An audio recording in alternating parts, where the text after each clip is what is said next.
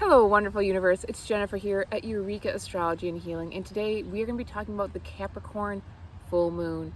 The Capricorn full moon is going to be July 13th, 2022 at 1:37 p.m. Central Standard Time.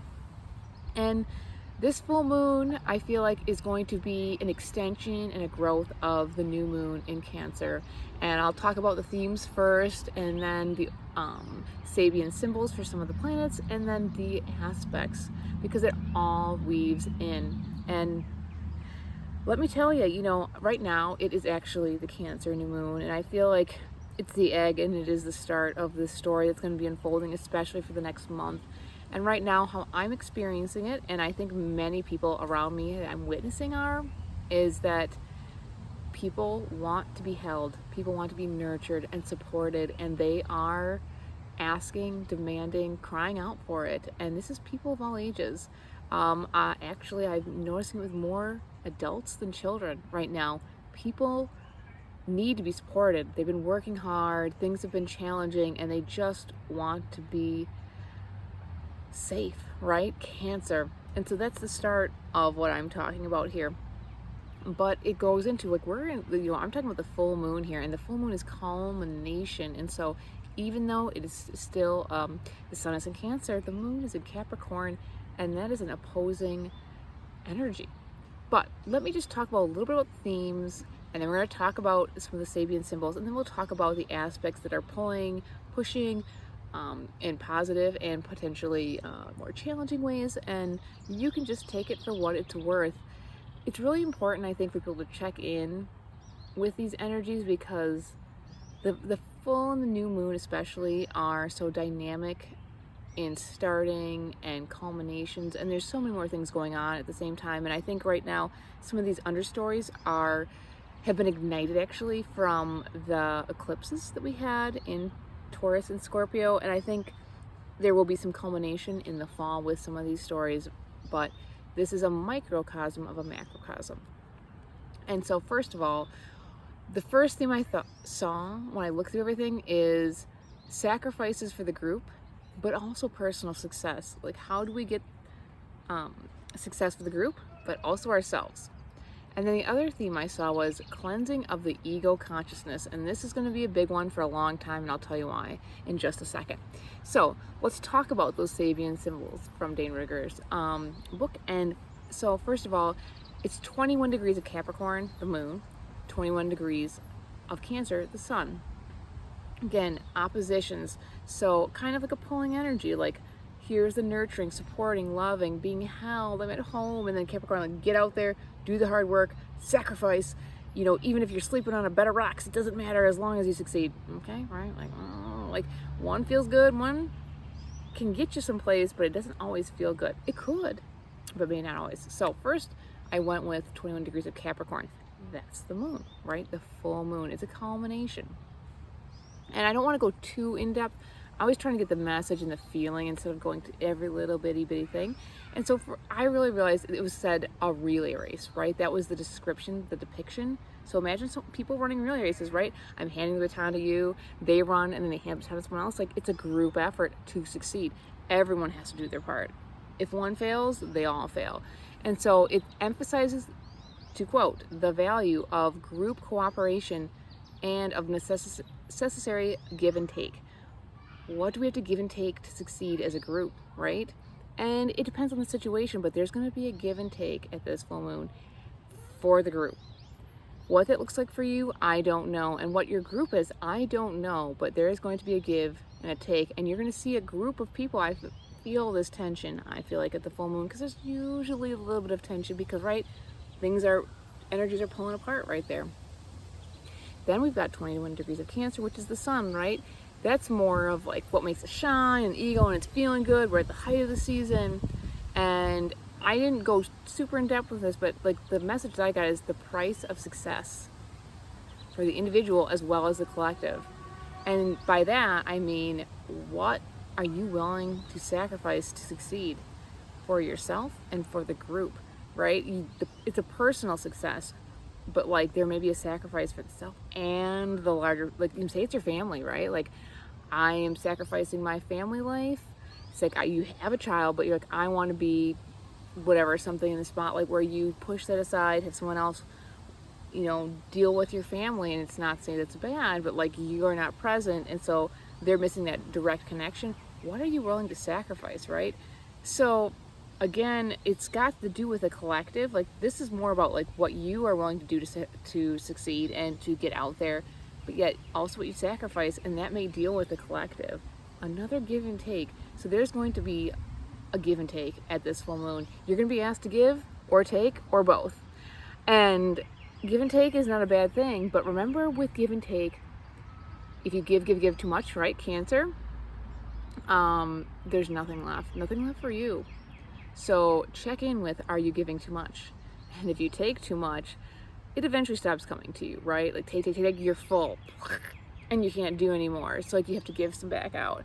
So think about the give and the take. And where are you responsible? Where are you nurturing? Because nurturing is actually responsible. Like, I know it's an opposition, but both of these signs are responsible. Like, nurturers they feel like I have to take care of, and I'm here to support and to grow. And then the Capricorn's like, I'm here to, again, like also like lead and give like rules and structure and support. Two responsible, very responsible signs, like the mother and the father. So a sense of responsibility to get things moving forward, right? And get things started. Cardinal signs, they both are wanting to start things. We're trying to start things, and so just don't lose yourself and don't give too much, don't take too much, and you may be asked to sacrifice something for the greater good of your small collective. And then I was looking through the charts for the full and new moons for several months, and I realized, look at little Uranus, or large Uranus, there in Taurus, right? Uranus is shaking things up in Taurus. It has been for a couple of years here, and it's at 18 degrees. And it slowly moves forward as I looked forward into the months, and then it stops right before it goes to 19, and it slowly goes back. And so it's here now until the beginning of October at 18 degrees. And I felt like this is powerful, and it also plays into the future chart. So I want everyone to think about this, and it could be an aspect in your chart heavily, lightly, not at all. Just, if it hits, those square points, any of the fixed signs, especially, like, this is gonna call to you, right? And so because it's going to be causing a square, it's like, hey, wake up, change. And it could be trying too, because so it could be doing harmonious things for you. But why I think this is so important is because it's playing dynamics into these future charts of full and new moons. And so what this degree was, of the, again, Sabian symbol, was the cleansing of the ego consciousness was the overall message. It was literally a woman opening up a window and airing out pretty much like laundry, dirty rug, like just beating things out. And so it's like, first you have to open the window, right? Open up your consciousness and then let things go, material or otherwise, right? And then so like, right, the ego, like, what's holding me back? What's so valuable to my sense of me? But it's not working anymore. Right? It's not working anymore. It's holding me back. And it literally, the cleansing of the doors of perception too. So we're going to be asked to let things go. And this is just the start. It is going to play into the aspects I'm going to talk about in a second here. But it's going to be playing into things like far into the future, well into September and the beginning of October. Our egos, all of ours, collectively are going to be shaken, especially dealing with material value and what our worth is, right? Is it of a material thing? And I've been talking to people, especially fixed signs right now, and they're feeling like, I need to prove my worth. If I'm not working or doing this, I'm not of value. Like, who am I? What am I? And it's like, are you just what you do? Are you just what you do? I think our souls are deeper than that.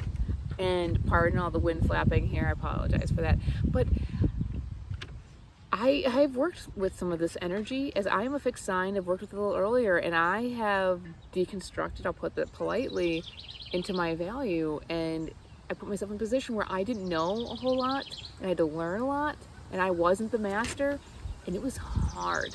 And I feel like that's the energy that's here right now. It's like, you are not your job. You are not what you know. You are not what you just give to people. And that can be really, really hard for people, especially in these fixed signs right now, right? Leo, Aquarius, the Taurus. it's a little bit challenging right now, and it's okay, but it's not just for us, it's for everybody. And so we might have to let go of some of those things. Now let's talk about the aspects. We talked about the sun and moon being opposing, right?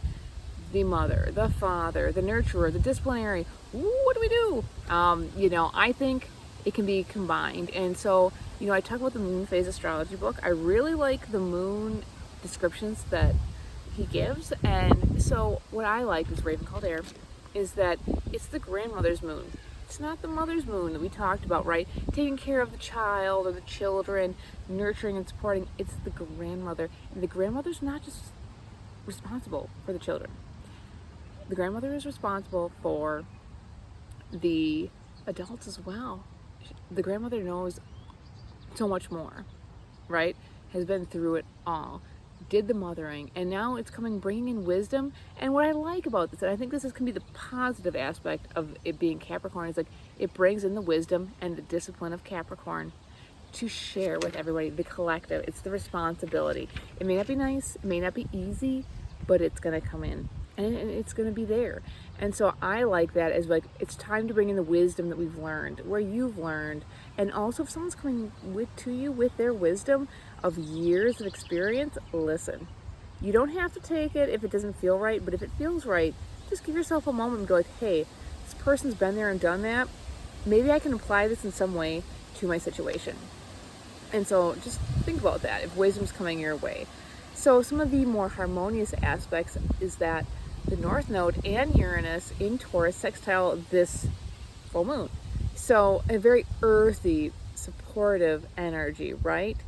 And then this is, I think, about bringing in the value, right? And of who am I, what is my worth? Tap into the soul in this, right? And support yourself. And do it with a mature sense, right? The grandmother moon going like, I've been there, I've learned some of these things. How can I apply the things I've learned to this situation? Where's my wisdom in this situation? I have it. I know my worth, and my worth is more than just what I can give to other people or how I nurture other people. Then we also have Neptune retrograde in Pisces sextiling the sun.